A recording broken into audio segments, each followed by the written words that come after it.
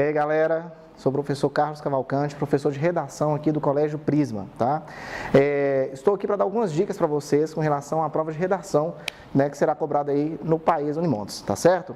Então, vamos lá, para vocês entenderem, para que seja feita uma produção bacana, vocês têm que atentar a 4 pontos, ou seja, 4 critérios que serão analisados dentro da prova de vocês, dentro do texto de vocês. Então, vamos lá. Esses 4 critérios quais seriam, tá? Nós temos o domínio linguístico, tá certo? Que é voltado aos aspectos gramaticais. Nós temos a argumentação, nós temos elementos de coesão, no caso que nós falamos coerência e coesão, e temos estrutura estética. Então, só para vocês entenderem cada um desses critérios que serão analisados na prova de você, tá? Primeiro, aspectos gramaticais. O que é olhado isso aí? Como o próprio nome diz, todas as situações gramaticais, né, dentro do sistema linguístico será analisado dentro da prova de vocês. Então, cuidado, né? Muitos alunos têm aquele receio e até mesmo aquela dificuldade com relação, por exemplo, ao uso da vírgula, né, que é algo que derruba muita gente, tá certo? Cuidado com a concordância, cuidado com a acentuação, não deixem de acentuar as palavras. Às vezes até você sabe que aquela palavra é acentuada, mas acaba ali por um descuido e esquece de acentuar, ou seja, erro ortográfico. Tá certo? Cuidado com esses pontos aí, porque é o que eu falo sempre com os meus alunos. Aspectos gramaticais são situações muito fáceis de ser identificadas dentro de um texto. Então, para que facilitar que o corretor identifique erros dentro do texto de vocês, né? Dentro do texto de vocês. Então, cuidado com isso aí, beleza? Aspectos gramaticais é o primeiro critério. O segundo critério que eu falei é a questão da argumentação, tá?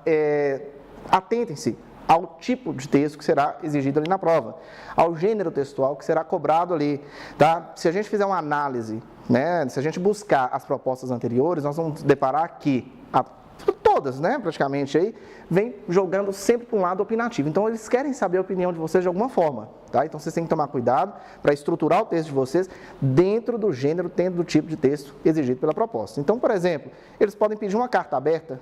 Tá certo? A carta aberta é justamente isso, você vai pedir a sua opinião, mas dentro de uma estrutura de carta, tá? Eles podem te pedir um texto dissertativo, então você vai estruturar esse texto dissertativo ali, né, colocando ou não parágrafos. Eu aconselho vocês que estruturem o texto, tá certo? Com parágrafos. Tem muita gente que fala, não, pode colocar um parágrafo só. Não, faça a divisão, introdução, desenvolvimento, conclusão, até mesmo para vocês organizarem melhor as ideias, tá certo? A parte de argumentação que nós falamos é justamente o momento que você vai mostrar o porquê você defende aquela tese, ou até mesmo condena determinada situação. Então, para que eu mostre, né, o meu posicionamento, eu tenho que argumentar, eu tenho que falar porquê disso. Para isso, eu tenho que trazer o que nós chamamos de fundamentação teórica, né, que é o repertório sociocultural. O que seria isso? Por exemplo, você cita ali um fato ocorrido, uma notícia, né, uma citação de um autor renomado, e usa isso daí como base, né, argumentativa, acabou. Então, é isso aí que você vai utilizar justamente para provar o que você está defendendo ali, né, o que nós chamamos de tese. Então, cuidado com isso aí. Eu falei dos aspectos gramaticais, falei da argumentação. Outra situação que tem que ser, assim, você tem que tomar muito cuidado é a questão da coerência e coesão, tá? Fácil. Expressão que vai ficar na mente de vocês aí, elementos de coesão, tá certo? Os conectivos, as conjunções, tá certo? As locuções conjuntivas.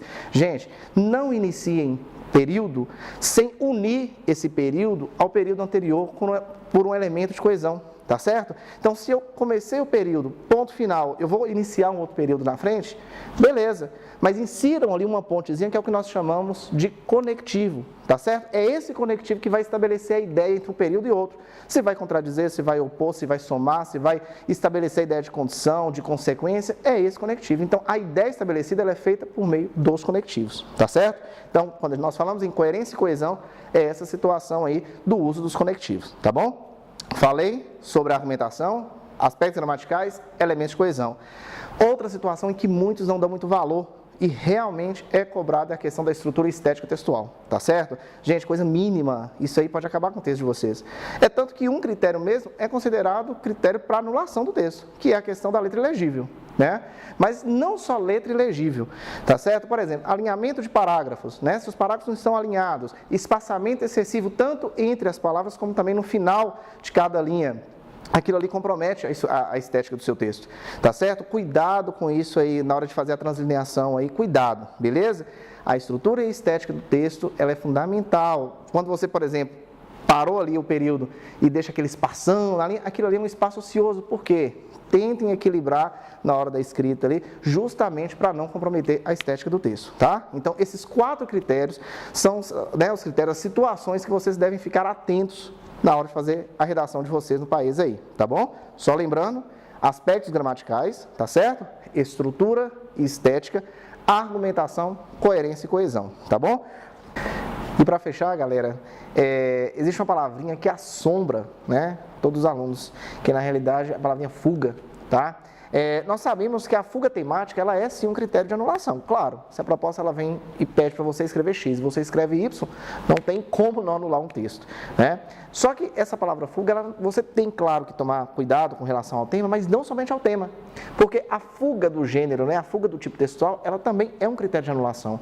Então, assim, observem bem a proposta, qual é o tipo de texto, qual é o gênero textual que a proposta está pedindo para que você produza, tá?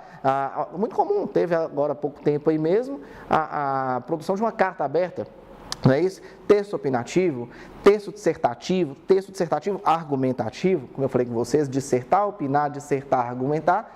Dissertar é você opinar e ao mesmo tempo também convencer, né, o leitor por que você defende aquela tese. Então, assim, cuidado, porque a fuga do tipo, do gênero textual também é um critério de anulação, tá certo?